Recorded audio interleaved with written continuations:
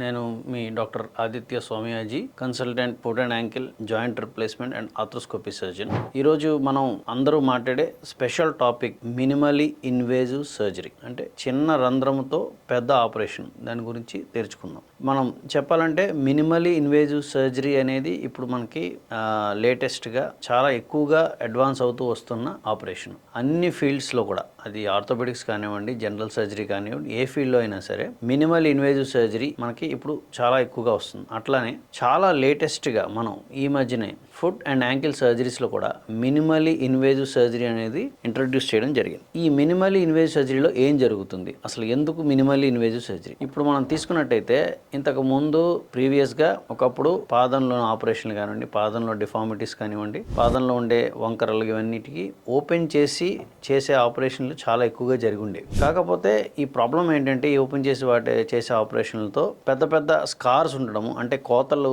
యొక్క రెమినెంట్స్ ఉండడము, వాటి వల్ల కొంచెం నొప్పి ఉండడం, చాలా రోజులు వాపు తగ్గకుండా పేషెంట్ని బాధ పెట్టడం, ఇవన్నీ ఎక్కువగా చూస్తూ ఉండడం.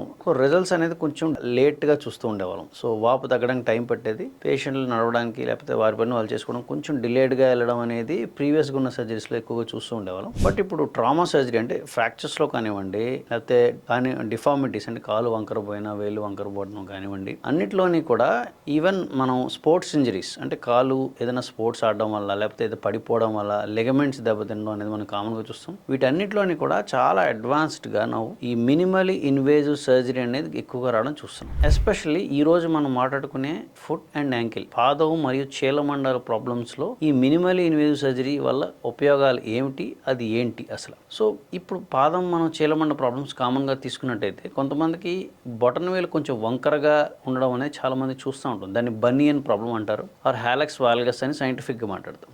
దీనికి ఇంతకు ముందు ఏం చేసేవారంటే, చాలామంది ఆపరేషన్ చేయడానికి చేసేవారు, కానీ పెద్ద పెద్ద స్కార్స్ కాలు మీద ఉంటాయని ఓపెన్ చేయడం వల్ల నరాలు కొంచెం పొంగి కాలు వాచడము ఇవన్నీ ఎక్కువగా చూడడం, ఆపరేషన్ అయిన చాలా కనీసం 1.5 month రెస్ట్ ఇవ్వడం, ఇటువంటి చాలా ప్రొసీజర్స్ ఉండేవి. సో ఈ ఓపెన్ ఆపరేషన్ చేయడం వల్ల ఈ డిసడ్వాంటేజెస్ అన్నీ ఇప్పుడు మనం లేటెస్ట్గా ఉన్న మినిమలీ ఇన్వేజివ్ సర్జరీ ద్వారా వీటిని మనం కరెక్ట్ చేసుకోవచ్చు. సో ఈ మినిమల్ ఇన్వేజివ్ సర్జరీలో ఏం చేస్తామంటే, చాలా చిన్న స్కిన్ ఇన్సెషన్, స్కిన్ మీద హోల్స్ పెట్టి స్పెషల్ మినిమల్ ఇన్వేజివ్ ఎక్విప్మెంట్తో మనం పెద్ద పెద్ద కటింగ్స్ అవసరం లేకుండా చిన్న ఇన్స్ట్రుమెంట్స్తో లోపల బోన్స్ని కట్ చేయగలిసే చాలా షార్ప్ బర్స్ అంటారు, లో స్పీడ్ హై టార్క్ బర్ అంటారు, వీటి ద్వారా బోన్స్ని కట్ చేసి, సో దీన్ని మినిమల్ ఇన్వేజివ్ ఆస్టియోటమీస్ అంటారు. అంటే బోను చిన్న హోల్ ద్వారా బోన్ని కట్ చేసి వాటిని సెట్ చేసే ఆపరేషన్స్ చేస్తున్నాం. సో వీటి ద్వారా చిన్న వేలు కానీ, పెద్ద వేలు, బటన్ వేలు కానీ, కాలుకున్న బటన్ వేలు కానీ, లేకపోతే చిన్న వేలు కానీ వంకర పోయినా వీటిపోయినా ఈ సర్జరీస్ ద్వారా చాలా మటుకు ఆపరేషన్ చేసి కరెక్ట్ చేసి వాపు లేకుండా పేషెంట్ నెక్స్ట్ డే ఇమ్మీడియట్గా నడిచేలాగా మనం చేసే లేటెస్ట్ ఆపరేషన్స్ వస్తున్నాయి. సో ఈరోజు మనం ఇన్స్ట్రుమెంట్స్ ఏం వాడతాం అనేది దాని గురించి చూసుకుంటే, దానికి ఒక స్పెషలైజ్డ్ ఇన్స్ట్రుమెంట్స్ అనేది వస్తాయి. సో ఒక బాక్స్ లాంటి ఇన్స్ట్రుమెంట్ ఒకటి వస్తుంది. సో దానిలో మనకి ఒక హ్యాండిల్ ఉంటుంది, హ్యాండిల్తో పాటు కటింగ్ అవసరం లేకుండా ఇటువంటి చిన్న చేతికి మాత్రమే పెన్ లాంటి ఒక ఇన్స్ట్రుమెంట్ ద్వారా మనం ఆపరేషన్స్ చేసే అవకాశం ఇప్పుడు చాలా మటుకు వచ్చింది. సో ఇప్పుడు మీరు చూసినట్టయితే ఈ ఇన్స్ట్రుమెంట్లో మనకి ఒక సన్నటి వైర్ లాంటి ఒక రాడ్ లాంటి చిన్నది కనిపిస్తుంది. దీని ఎడ్జ్లో చాలా షార్ప్ ఎడ్జెస్ ఉండే బర్స్ అంటారు వీటిని. ఇది ఇట్స్ కాల్డ్ లో స్పీడ్ హై టార్క్ బర్.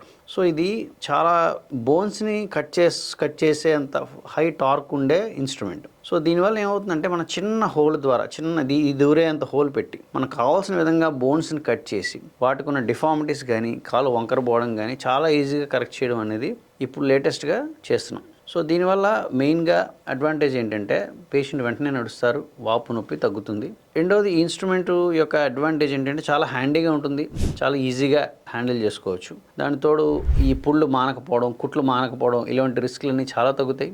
ఇదే కాకుండా పేషెంట్లకి అదర్ ప్రాబ్లమ్స్ ఏమైనా ఉన్నవాళ్ళు, స్కిన్ సరిగ్గా లేని వాళ్ళు ఉండొచ్చు, ఒక్కొక్కసారి స్కిన్ మీద ప్రీవియస్గా దెబ్బలు తగిలి స్కిన్ సరిగ్గా ఉండకపోవడం, ఇటువంటివన్నీ చూస్తాం. అలాంటి వాళ్ళు మనం మళ్ళీ స్కిన్ ఇన్సిషన్, స్కిన్ మీద కట్ చేయడం అనేది చాలా డిఫికల్ట్ విషయం. అలాంటి వాళ్ళలో ఎస్పెషల్లీ ఈ మినిమల్ ఇన్వేజివ్ సర్జరీ అనేది చాలా చాలా ఉపయోగకరంగా ఉంటుంది. సో ఎవరు ఈ మినిమల్ ఇన్వేజివ్ సర్జరీ ఎక్కువ చేసుకోవాలి చేసుకోవచ్చు, ఎవరికి ఇది అవసరం. జనరల్గా ఈ మినిమల్ ఇన్వేజివ్ సర్జరీ ఎస్పెషల్లీ ఇప్పుడు వచ్చిన తర్వాత మనకి ఇది వీళ్ళు చేసుకోకూడదు అని ఎక్కడ లేదు, ఎవరైనా చేసుకోవచ్చు. ఇంక ఇన్ఫ్యాక్ట్ ఇది ఎక్కువ మంది చేసుకునే వీలుగా కూడా ఉంటుంది, ఎందుకంటే ఇక్కడ మన పెద్ద పెద్ద కోతలు అవసరం లేదు. ఒక ఎగ్జాంపుల్ చెప్పినట్టయితే డయాబెటిక్ పేషెంట్స్ ఉంటారు, షుగర్ ఉన్న పేషెంట్లు ఉంటారు, వాళ్ళకి మనం కాళ్ళకి మానకుండా ఉండే పుండ్లు చూడడం ఇవన్నీ చూస్తాం. సో వీళ్ళందరికీ పుండ్లు మానకుండా ఉండడం కారణం ఏంటంటే వాళ్ళ కాళ్ళలో ఉన్న సరిగ్గా మజిల్స్ పనిచేయకపోవడం వల్ల, జాయింట్స్ అన్ని వాటి షేప్ అవుట్ అవ్వడం వల్ల, నడిచేటప్పుడు ఆ జాయింట్ షేప్ అవుట్ అయిన జాయింట్స్ కిందకి బోన్స్ ప్రెషర్ వల్ల మనకి కింద ఆనలు రావడము, కింద పుళ్ళు రావడము, పుళ్ళు ఎంతకి మానకపోవడం, ఇటువంటి ప్రాబ్లమ్స్ అన్ని చూస్తాం. వీళ్ళందరికీ ఎస్పెషల్లీ కాళ్ళకి రక్త ప్రసరణ చాలా తక్కువ ఉంటుంది. సో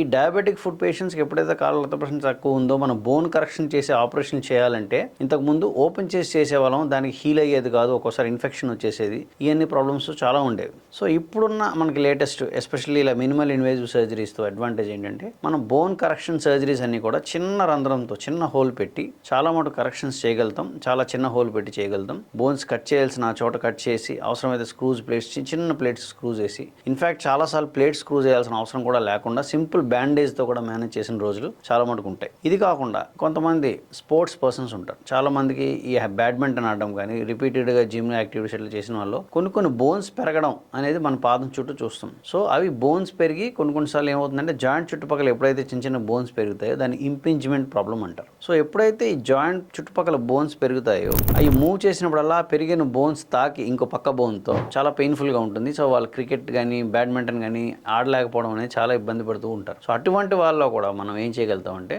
చిన్న రంధ్రం పెట్టి ఆ బోన్ని సింపుల్గా ఆ బోన్ షేవ్ చేసేసి సో మళ్ళీ వాళ్ళ మూమెంట్ వాళ్ళు వెనక్కి వచ్చేలా చాలా హెల్ప్ చేస్తుంది. సో ఇట్లా చాలా స్పెషల్ ఇండికేషన్స్ ఉన్నాయి, చాలా మంచి ఇండికేషన్స్ ఉన్నాయి. ఇంతకు ముందులా కాకుండా మనం we can do so that the patient recovers very fast. Thank you.